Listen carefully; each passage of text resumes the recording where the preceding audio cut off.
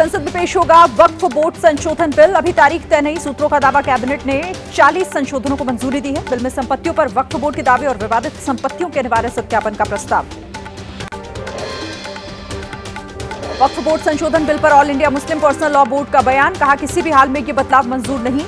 मुसलमान के बाद सिखों ईसाइयों की बारी, वक्फ बोर्ड में बदलाव मंजूर। संसद में वक्फ बोर्ड संशोधन बिल के पेश होने पर बोले समाजवादी पार्टी के सांसद मुहिबुल्लाह नदवी, कहा मुद्दा भटकाने के लिए आ सकता है बिल, सरकार ने जल्दबाजी में फैसला लिया तो कृषि बिल जैसा होगा। हर्ष। वक्फ बोर्ड को लेकर संभावित संशोधित बिल पर उत्तराखंड वक्फ बोर्ड के अध्यक्ष शादाब शम्स ने कहा तुष्टिकरण की राजनीति के लिए पहले किए गए थे संशोधन, मौजूदा सरकार संशोधन ला रही है, इसके लिए धन्यवाद। वक्फ बोर्ड संशोधन बिल पर कांग्रेस सांसद तारिक अनवर ने कहा विपक्षी दल और वक्फ से जुड़े हुए लोगों से मशवरे के बाद बदलाव हो तो ज्यादा बेहतर होगा। चंडीगढ़ से गृह मंत्री अमित शाह का बड़ा दावा, कहा 2029 में फिर बनेगी एनडीए की सरकार, विपक्ष पर साधा निशाना, कहा विरोधी दल विपक्ष में बैठने की आदत डाले। हरियाणा विधानसभा चुनाव से पहले सीएम नायब सिंह की किसानों को सौगात, हरियाणा के किसानों को 133 करोड़ कर्ज माफ, बोले सभी फसलें एमएसपी पर खरीदेंगे। 2023 से पहले प्राकृतिक आपदा से खराब हुई फसलों का दिया जाएगा जल्द मुआवजा।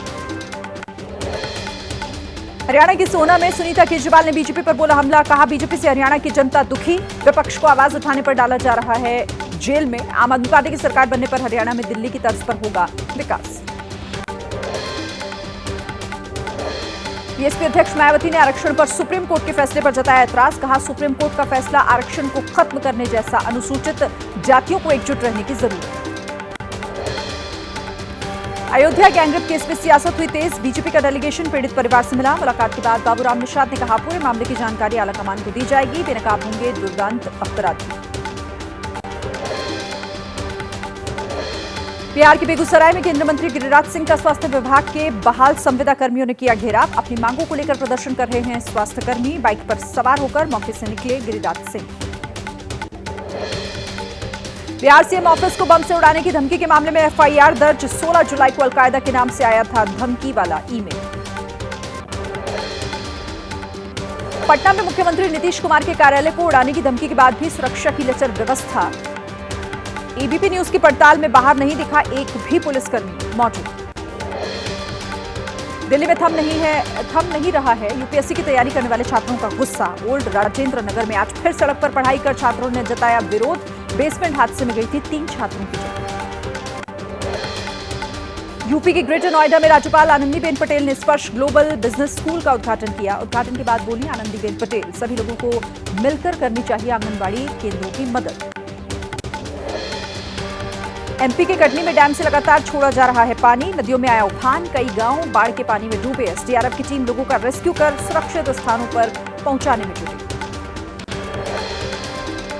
एमपी के मंडला में बारिश की वजह से बढ़ी मुश्किलें, नर्मदा नदी के पास घाटों पर ना जाने की अपील, घाट पर बने मंदिर भी पानी में डूबे। 12 पुलों के ऊपर से पानी बह रहा है, प्रशासन ने अलर्ट जारी किया। एमपी के जबलपुर में भारी बारिश की वजह से उफान पर नर्मदा नदी और उसकी सहायक नदियां, बरगी बांध के 13 गेटों से छोड़ा गया पानी। नदी किनारे बने घाट पर भी पानी में डूब रहे हैं, घाट किनारे इलाके को खाली कराएं। एमपी के भोपाल में भारी बारिश, जोरदार बारिश की वजह से सड़कों पर जल जमाव, शहर के कई इलाकों में भरा पानी, लोगों को आने जाने में हो रही है तकलीफ।